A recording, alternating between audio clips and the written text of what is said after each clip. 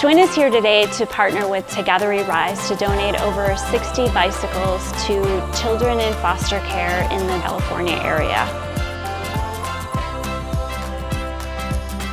Providing children in foster care with a bicycle is extremely important.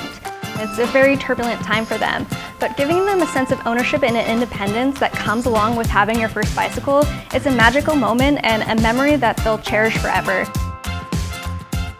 Oh, my favorite moment today was when the kids first came in and got to see the wide variety of bikes that were available for them to be able to pick to build.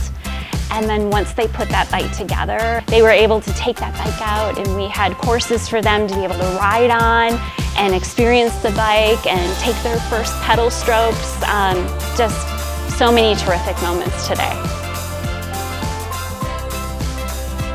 From my team at Together We Rise, we just really want to thank our partners at Schwinn for making this event happen.